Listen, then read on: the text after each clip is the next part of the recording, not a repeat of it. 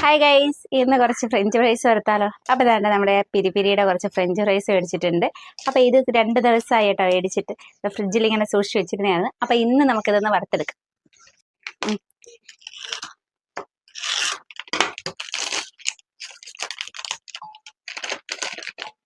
ഇതാണ് സംഭവം കേട്ടോ, ഇതിനകത്ത് സംഭവം ഉണ്ട്. അപ്പോൾ ഇതിനെ നമുക്കൊരു പാത്രത്തിലേക്ക് മാറ്റാം.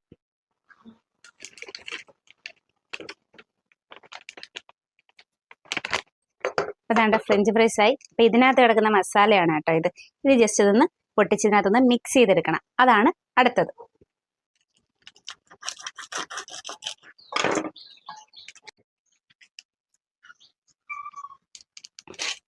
നല്ലൊരു ചാറ്റ് മസാലയാണ് തോന്നുന്നത് കേട്ടോ. പിരിപിരിയുടെ ആ ഒരു ഫ്രഞ്ച് ഫ്രൈസ് ആദ്യമായിട്ടാണ് വാങ്ങുന്നത്. അപ്പം എങ്ങനെയാണെന്ന് നമുക്കിത് ചെയ്ത് നോക്കിയിട്ട് ടേസ്റ്റ് പറയാം കേട്ടോ. അതാണ്ട് ഇതിട്ട് അല്ലാണ്ട് കൈയിട്ട് ഇളക്കിയാൽ ഇത് മൊത്തം ഒടിഞ്ഞു പോകുന്ന ലക്ഷണമുണ്ട്. അപ്പം അതുകൊണ്ട് ജസ്റ്റ് ഞാനിതൊന്ന് ഷേക്ക് ചെയ്തെടുക്കുന്നതാണ്. ഏകദേശം നമുക്ക് ഇതിനകത്ത് എല്ലായിടവും ഈ ഫ്രഞ്ച് ഫ്രൈസിൻ്റെ ഇതിനകത്ത് പറ്റും. പിന്നെ നല്ല എരിയുള്ള സംഭവമാണെന്ന് തോന്നുന്നു കേട്ടോ. എന്താണെന്ന് വെച്ചാലേ നമ്മൾ കുട്ടികൾക്കൊക്കെ കൊടുക്കുമ്പോൾ ഇതിൻ്റെ മേടിക്കുമ്പോൾ ആ ഒരു മസാല ഒഴിവാക്കിയിട്ട് കൊടുക്കുന്നതായിരിക്കും നല്ലത്. അല്ലാണ്ട് കഴിക്കാനാണെങ്കിൽ വലിയവർക്കൊക്കെ ആണെങ്കിൽ വലിയ കുഴപ്പമില്ല കേട്ടോ. ഇനി ഇത് നമുക്ക് 2 മിനിറ്റ് 3 മിനിറ്റ് അടുപ്പിച്ച് റെസ്റ്റ് ചെയ്യാൻ വെക്കാം കേട്ടോ. അപ്പോൾ ഒരു പാൻ അടുപ്പത്ത് വെച്ച് അതിലേക്ക് നമുക്ക് കുറച്ച് ഓയിൽ ഒഴിച്ചു കൊടുക്കാം കേട്ടോ. നമ്മുടെ ഒരു ഫ്രഞ്ച് ഫ്രൈസ് വറുക്കാനുള്ള ഓയിൽ ഒഴിച്ചു കൊടുക്കാം. ഓക്കെ, അപ്പോൾ അതാണ് നല്ല എണ്ണ നല്ല അടിപൊളിയായിട്ട് ചൂടായിട്ടുണ്ട്. അപ്പോൾ ഇതിനകത്തോട്ട് നമ്മുടെ ആ ഒരു ഫ്രഞ്ച് ഫ്രൈസ് ഇട്ട് കൊടുക്കാം കേട്ടോ.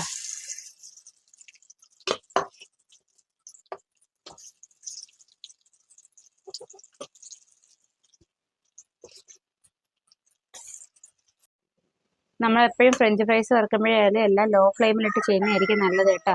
കാരണം ഇതങ്ങ് കരിഞ്ഞു പോവും. അത് അങ്ങനെ വരാതെ നമുക്ക് ഇച്ചിരി ക്ഷമ നല്ലതാട്ടോ. ഇതാണ്ട് നമ്മുടെ ആ ഒരു ഫ്രഞ്ച് ഫ്രൈസ് ഒക്കെ ഏകദേശം നല്ല സെറ്റായിട്ട് വേണ്ട കിട്ടിയിട്ടുണ്ട്. കരിഞ്ഞു പോവാതെ നമുക്കിത് ഫ്ലെയിം കുറച്ച് വെച്ച് വേണം വറുത്തെടുത്ത് ഇതിനകത്തോട്ട് എടുക്കാൻ. അപ്പോൾ അതാണ്ട് ബാക്കിയുള്ളതും കൂടെ ഞാനിട്ട് വറുത്തെടുക്കുന്നുണ്ട്. 2ആയിട്ട് വറുത്തെടുക്കാനുള്ളതേ ഉള്ളൂ കേട്ടോ നമ്മുടെ ഒരു പാക്കറ്റിനകത്ത് വരുന്നത്. എപ്പോഴും നമ്മൾ ഫ്രഞ്ച് ഫ്രൈസ് വറുക്കുന്ന സമയത്ത് വീട്ടിൽ ചെയ്തെടുക്കുന്നതാണ് ഏറ്റവും നല്ലത്. അല്ലെങ്കിൽ പിന്നെ നമ്മൾ ഈ മസാലകളും കാര്യങ്ങളും ഒന്നും ചേർക്കാതെ വേണം ചെയ്തെടുക്കാൻ. അപ്പോൾ വേണ്ട ഇതും കൂടി ഒന്ന് വേവട്ടെ കേട്ടോ. ഇനി നമുക്ക് വേണ്ട ആ ലാസ്റ്റ് ഇട്ടതും കൂടി ഒന്ന് വറുത്തൂരി എടുക്കാം കേട്ടോ.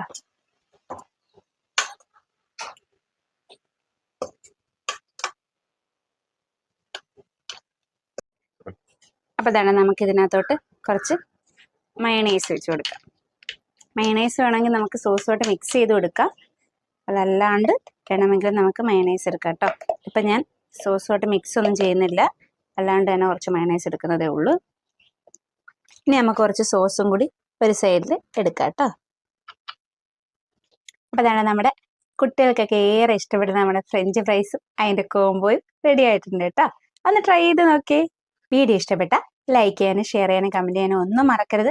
അതേപോലെ തന്നെ പുതിയൊരു വീഡിയോ എടുക്കാവുന്നവരെ എല്ലാ കൂട്ടുകാർക്കും thanks for watching. Bye bye.